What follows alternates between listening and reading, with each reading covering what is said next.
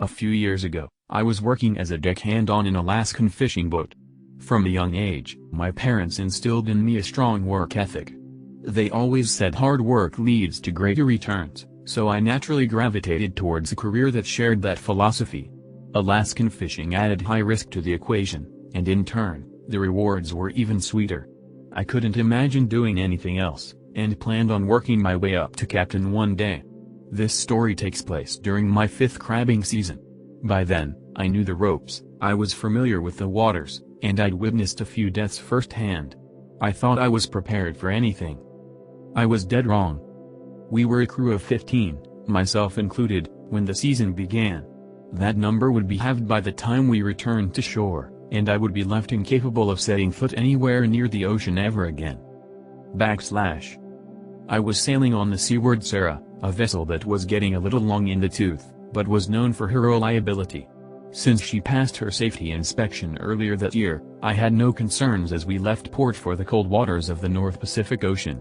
It was exhilarating to be on the sea again, with the fresh salty breeze and water so vast, you couldn't see anything but blue for miles around. Spirits were high and the excitement of starting off on a new journey was electric. We always hold a party on the first and last nights. It was tradition. Even the captain would join in and dance and sing and drink. We noticed the first sign of trouble 2 days into the journey. The Seaward Sarah was listing on her starboard side. It wasn't at a dangerous angle, and after consulting the ship's engineer, the captain determined it was safe to proceed farther into the North Pacific Ocean. He planned on balancing her out once we started loading crabs into the cargo decks. We're overfill the port cargo and underfill the starboard. I didn't question the plan. It seemed reasonable, and besides, I was just a deckhand. The captain could piss in my mouth, tell me it was wine, and I'd smile and agree. That's the way it works at sea. I grew more concerned as the voyage went on. The list worsened over the course of the next week. It went from a barely noticeable incline, to my calves burning from straining against the pull of gravity towards starboard. That's when the captain started making a lot of calls. I couldn't hear what was going on, but I could see him shouting into the receiver, his face getting redder and angrier as the days wore on. I was told he was cursing everyone from the ship manufacturer, to the inspectors, to the contractors who'd last done repair work on her hull. I was told it was business as usual. One evening, when most of us were gathered in the dining hall, holding our plates and glasses to keep them from sliding down the table, the captain burst in and announced we were turning around. Our reactions were mixed, with some experiencing relief, and others disappointment. No one knew what this meant for our wages, or whether the repairs could be done in time to get back at sea before the end of crab season. Me? I was one of the ones who was relieved by the news. The vast ocean I'd been yearning for months had become progressively more unsettling as the ship tilted. I became keenly aware just how far away I was from dry land, from safety. This place I found freeing suddenly felt like a cage, and I wanted out. I felt the Seaward Sarah turn as I headed back to the crew quarters, and used the wall for support. The combination of the dime turn and the ship's tilt were terrible for my equilibrium. I needed to lay down and let myself adjust. I don't know what would have happened if the storm hadn't hit later that night. Would the Seaward Sarah have limped home safely? Would she have rolled over along the way? I'll never know now, because the storm did hit. One that seemed to come out of nowhere, barely being caught by the radar before its waves and rain started pelting the ship with the fury of an angry sea god. The Seaward Sarah groaned in pain as her list worsened even more. Doors flew open, objects fell and hit me as I staggered up the hall and towards the deck. I didn't realize just how bad it had gotten until I felt my feet touch the wall, and realized the wall was becoming the floor. I was still inside when I heard the call to abandon ship. I was bruised, groggy, and disoriented. Enough water had gotten in from somewhere that I was also soaked. I felt a pair of hands grab me by the shoulder and usher me forward when I stopped to take a breath. I know at some point, I donned the life vest, but I couldn't tell you when or how I got it on. All I remember is the surreal sensation of the world changing directions inside the ship, and the sight of tall waves illuminated by lightning once outside. Thunder drowned out the screams of my shipmates, but I could see them scrambling to launch a lifeboat. I threw myself towards them, but before I could catch a handhold, I felt a wall of ice-cold water drag me into the railing.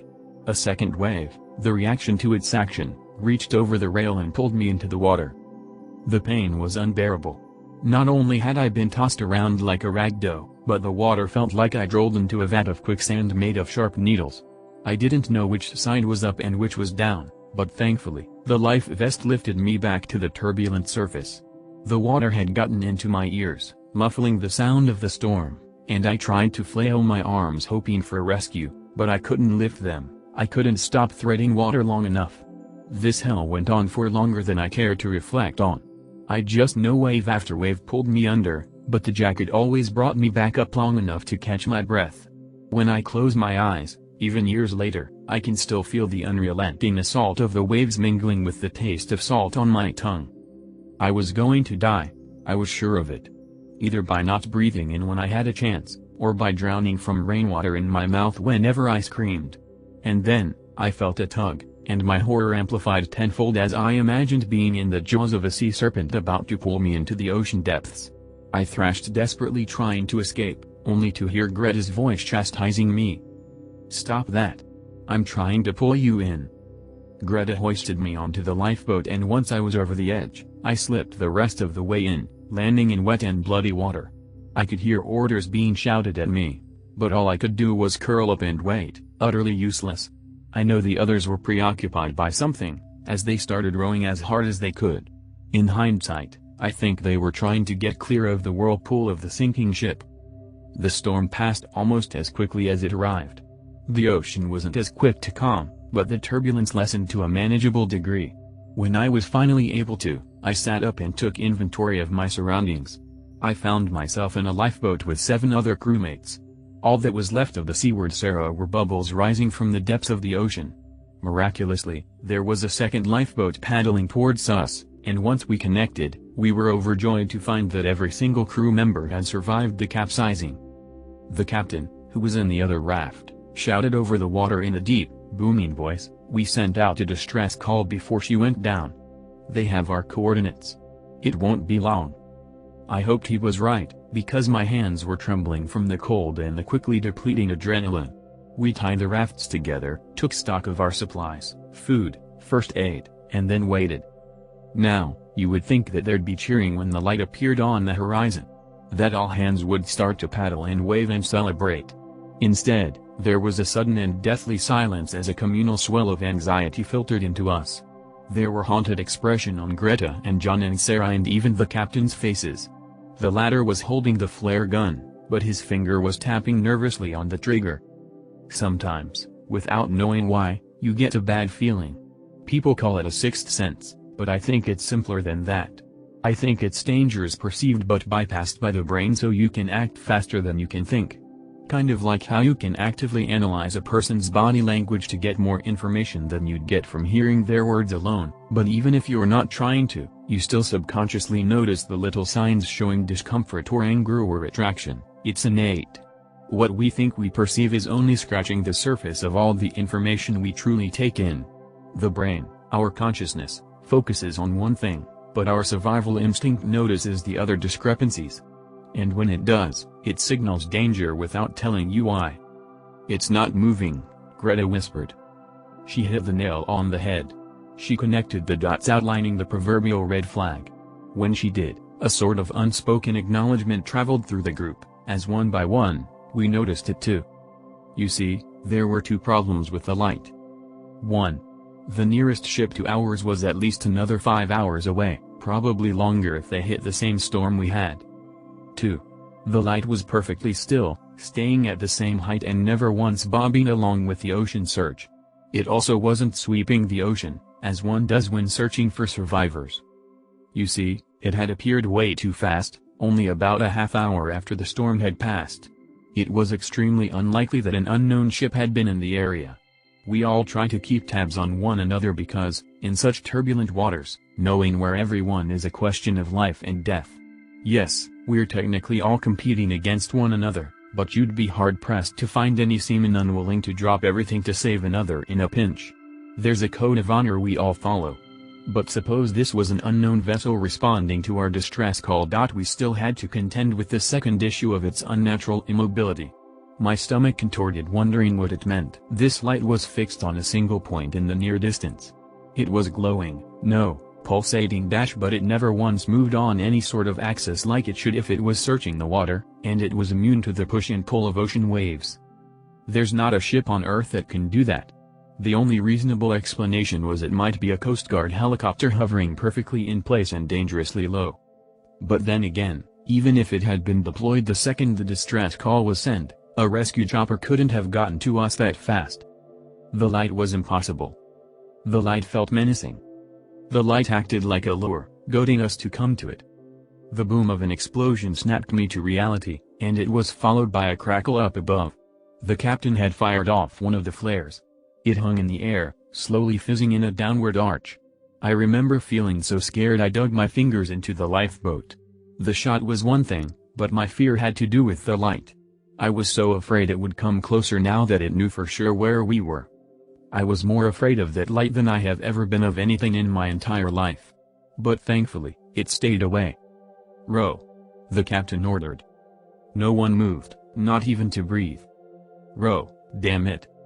John reached for the paddle, but Greta grabbed him by the forearm and stopped him, shaking her head. The captain glared at us with bulging eyes. He'd adopted an authoritative stance, but even he wasn't able to suppress his quakes of fear.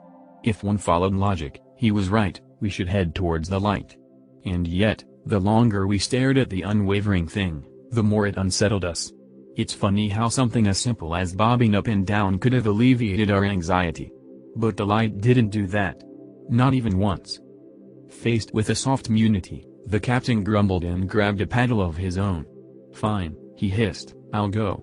Any man or woman too cowardly to come can transfer to the coward's raft."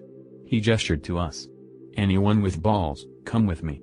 We need to flag that ship down before it moves on without us." The flare hit the water and spat out a few more dying embers. I was surprised to see a few crewmates get up. John and a couple others transferred over to the captain's raft. An equal number transferred to the coward's raft. With contempt on his sour, sea-worn face, the captain cut the lines between us and directed his raft towards the searchlight. Even as they rowed off, we pleaded with them not to go. But it was like they'd been infected with bravado. I could hear them chanting in a rhythm. Left. Right. Left. Right. Until they were a blip on the horizon. 10 minutes after the voices went quiet, at the estimated time the captain's raft would have reached the light, it suddenly blinked out of existence. The captain, John, and the other 5 crewmates on that raft were never seen or heard from again. The raft has never turned up. This, despite being outfitted with an emergency tracker. Planes equipped with the same tech have gone missing as well, so it could be that those trackers aren't worth much, but it still gives me nightmares to think what would have happened to me if we'd followed the captain. As for us, it took 7 hours, but eventually, we were rescued by the crew of the Rose Shannon. As expected, the storm had delayed rescue attempts. They warmed us up and combed the waters where we'd last seen the captain's raft, abandoning the search only when the Coast Guard arrived and took over. That night, I had nightmares of the light growing closer and closer, and every time its glow was about to hit me, I'd feel a pressure in my head like it was about to explode, and a searing, burning pain on my skin. Then, I'd wake up drenched in sweat. I now work as a trucker, a mercifully landlocked job. I drive through all kinds of creepy locations. I've seen some things on this job. But nothing has ever scared me more than the light I saw that terrible night. I don't know if it's because of the lack of closure around the captain's raft, or if my subconscious saw something that it felt my brain was better off not knowing. I don't know. I don't like to think about it. But now that I've written this, I think I can finally move on, in a way. I still keep in touch with Greta. She's still working out there. Props to her for getting back on that seahorse. She now captains her own vessel. I couldn't be happier for her. But sometimes, when we're catching up, she talks about that night, and she always follows it up by saying another ship's been lost in that same area. I think they're up to 5 now. No survivors, although the final transmission of one of the ships mentioned seeing a light on the horizon. Sailors have come to avoid what they're calling the Alaska Triangle. Part of me wishes I knew conclusively what's happening out there, but I'm mostly glad I'm here on solid ground, far from the light.